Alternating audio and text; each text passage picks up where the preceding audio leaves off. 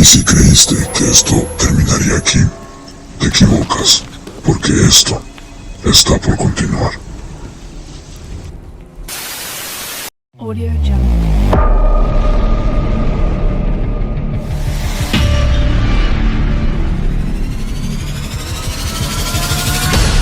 Audio Jungle.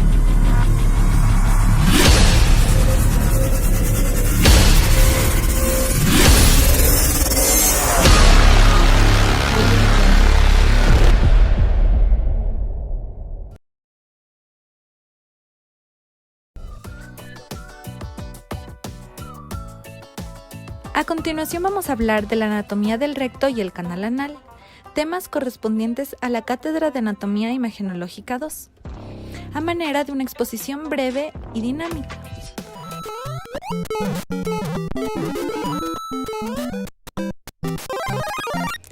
La anatomía del recto y el canal anal se ha enriquecido en los últimos años, lo que demuestra el interés anatómico de este segmento del intestino grueso, el recto. El recto constituye la parte terminal del sistema digestivo. Se continúa con el colon sigmoide y distalmente con el conducto anal, una longitud aproximada de 12 a 15 centímetros. Se extiende desde la unión recto-sigmoidea, el esfínter sigmoideo-rectal situado al frente de la tercera vértebra sacra, hasta la flexura perineal a 3 centímetros de la piel y por delante del coxis, donde se continúa con el canal anal.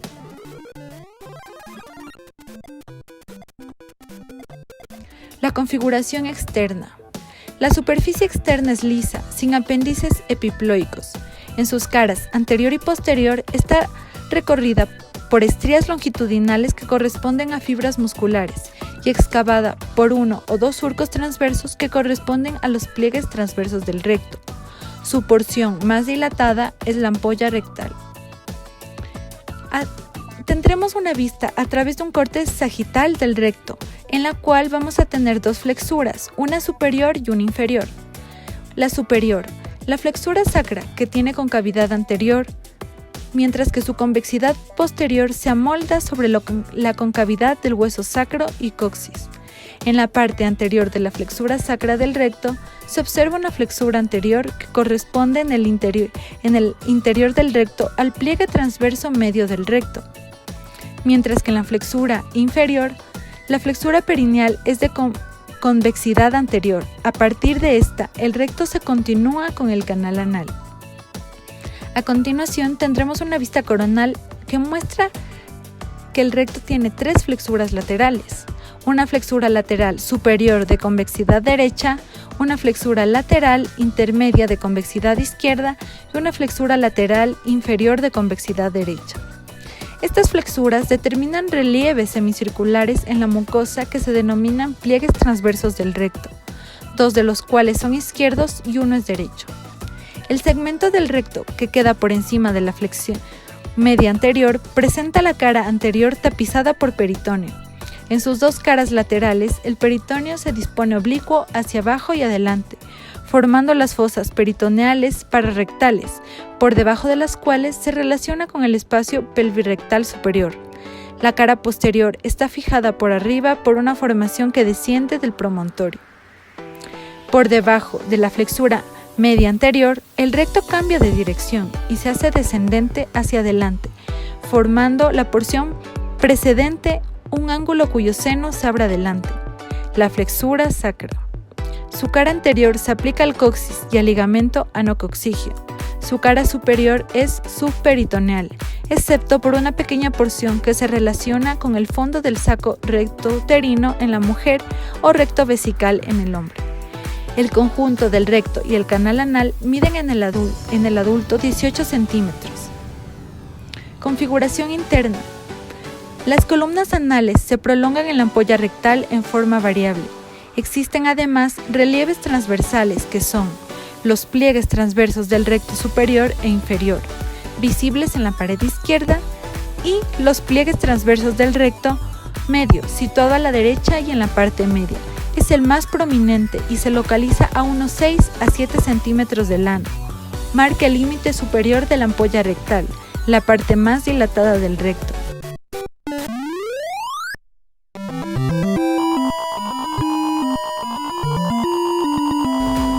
La constitución anatómica. La pared rectal está formada por 3 capas: muscular, submucosa y mucosa. La capa muscular está constituida por músculo liso, espeso, dispuesto en 2 planos. En el plano superficial, formado por fibras longitudinales que descienden hasta la piel de la región anal. En el plano profundo, constituido por fibras circulares, más delgadas arriba que abajo. La capa submucosa es gruesa y lo bastante laxa como para permitir el deslizamiento de la mucosa sobre la capa muscular. Contiene numerosos vasos sanguíneos y linfáticos. Capa mucosa. A nivel de la ampolla rectal es gruesa, del tipo intestinal semejante a la del colon. Unas variaciones de la ampolla rectal es que a veces es alargada y sinuosa. En ocasiones el recto también se presenta dilatado, que es el megarrecto. Las relaciones son posteriores, laterales y anteriores, marcadas por la existencia de un revestimiento peritoneal incompleto. El peritoneo rectal cubre solo las paredes anterior y laterales. La pared posterior del recto no está cubierta por peritoneo, se dispone de este modo. Adelante, tapiza los 2/3 superiores del recto pelviano. Se refleja adelante hacia la vejiga, en el hombre o hacia el sistema genital en la mujer, formando el fondo del saco recto uterino en la mujer y vesicouretral en el hombre.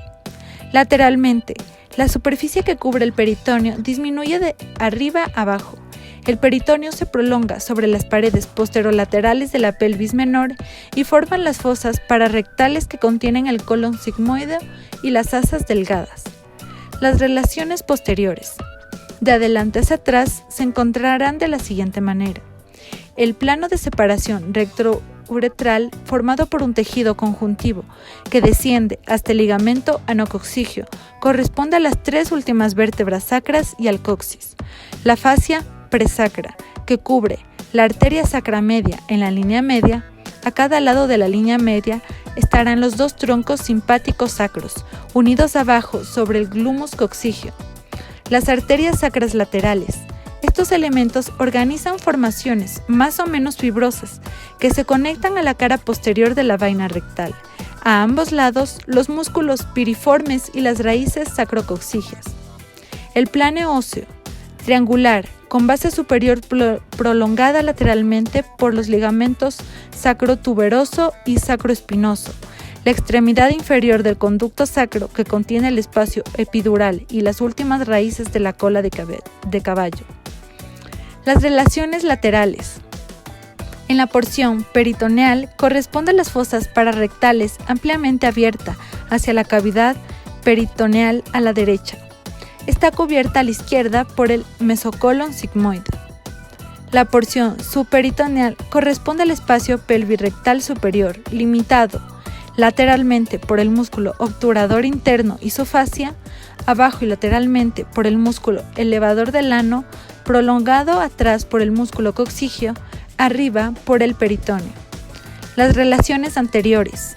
En el hombre, la porción peritoneal corresponde a la cara posterior de la vejiga, de la que está separada por el fondo del saco vesicorrectal, ocupado por asas delgadas y el colon sigmoide, que se interponen con frecuencia por delante del recto.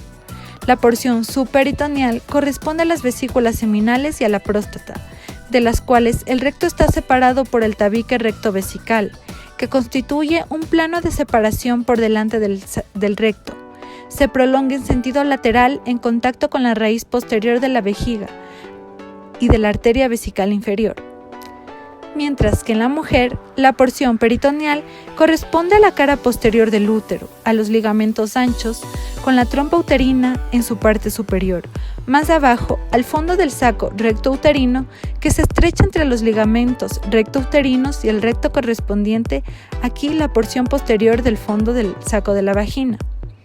La porción subperitoneal corresponde a la cara posterior de la vagina por intermedio del tabique rectovaginal, que es un plano de separación celuloso que desciende hasta el piso pelviano.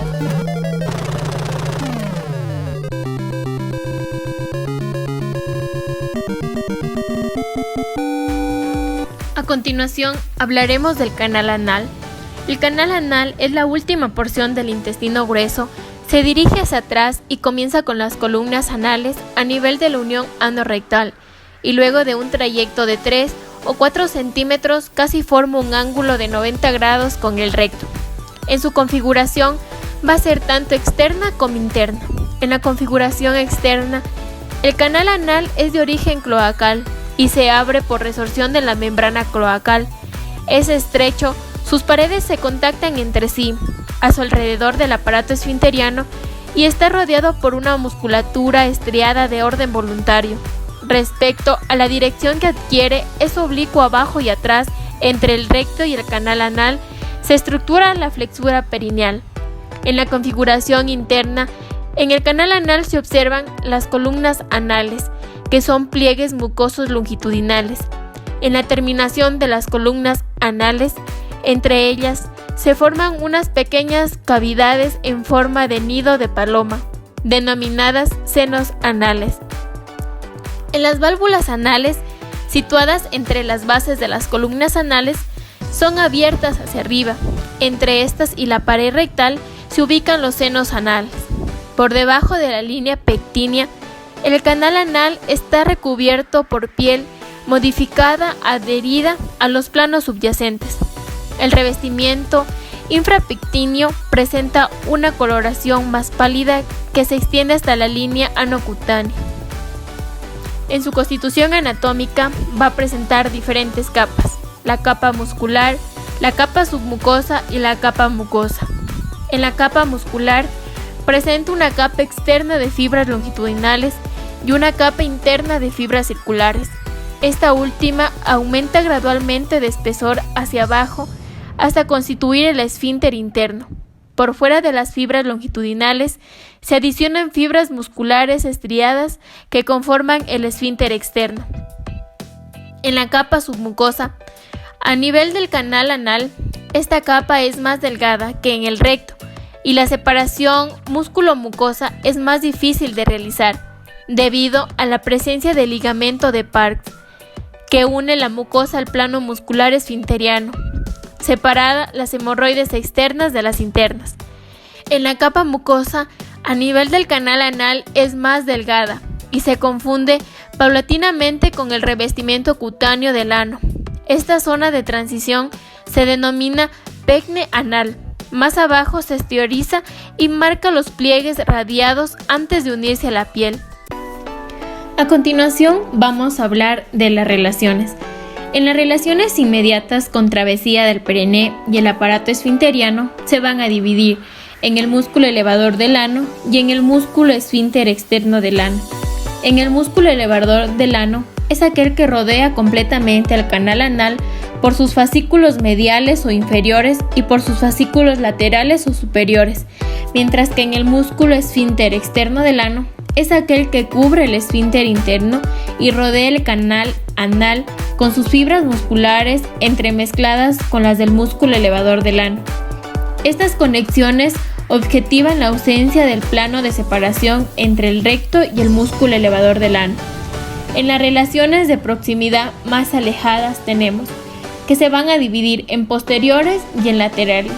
En las posteriores van a estar en relación con el espacio anococcigio y en las laterales con las fosas isquioanales. En las laterales, en la parte de arriba, vamos a encontrar con el músculo elevador del ano, hacia abajo con la fascia de recubrimiento superficial del periné y lateralmente por el hueso coxal. En el hombre, el canal anal toma contacto con la uretra mediante el músculo rectouretral, mientras que en la mujer está separado de la vulva y de la vagina por el triángulo rectovaginal. En la vascularización existen 3 raíces arteriales. Una es impar y posterior, constituida por la arteria rectal superior. 2 son pares y laterales, formadas por las arterias rectales medias e inferiores. En la arteria rectal superior, esta es la rama terminal de la arteria mesentérica inferior. Se separa del tronco de las simoideas y recorre el mesoncolo simoideo, en cuya raíz primaria termina y llega a la cara posterior del recto y en su contacto se divide en 2 ramas, posterior derecha y anterior izquierda. Estas ramas descienden a lo largo de la ampolla rectal y se anastomosan entre sí, pero sin formar arco marginal. En la arteria rectal media, cada una de ellas se origina de la arteria ilíaca interna. Cada una de ellas transcurre mediantemente y da ramas rectales y genitales, a la próstata, a las vesículas seminales y a la vagina. Esta arteria ocupa el alerón del recto y está muy próxima a la cara superior del músculo elevador del ano. En la arteria rectal inferior, cada una de ellas se origina a la derecha y a la izquierda de la arteria pudente interna. Son las arterias perineales. Se dirigen del lateral a medial. Atraviesan la fosa isquioanal en compañía del nervio anal. Termina en el músculo esfínter externo del ano y en la piel de la región anal. A continuación hablaremos de la inervación, que es simpática y parasimpática. En la simpática, el plexo presacro o nervio hipogástrico da origen a los plexos pelvianos que acompañan en su trayecto inicial a la hemorroidal superior, mientras que en la parasimpática el plexo sacro proviene del parasimpático sacro y sus ramas se unen a los plexos pelvianos. En el drenaje linfático se hace hacia arriba mediante los linfáticos y ganglios que acompañan a los vasos hemorroidales superior y mesentérico inferior, esencialmente a los ganglios aórticos. Lateralmente, a lo largo de los vasos hemorroidales medios pueden haber algunos ganglios en la superficie superior de los músculos elevadores del ano. Hacia abajo, a través de los ganglios linfáticos pararectales van a estar en el dorso del recto, a lo largo de los plexos linfáticos, en la piel anal y perineal, en los esfínteres anales y la gracia isquiorrectal. En las vías cortas vamos a tener que se van a encontrar los ganglios de Gerota en la concavidad del sacro. En radiología vamos a tener, para valorar específicamente el recto y el ano, se realiza una rectoscopía, que es una exploración por vía endoscópica, la cual se apoya en la ecografía para descartar con seguridad la presencia de un carcinoma colorectal. La principal técnica radiológica es el enema opaco, imágenes detalladas obtenidas con doble contraste. Otras técnicas radiológicas son rayos X simple, tomografía axial computarizada, resonancia magnética, imagen dinámica.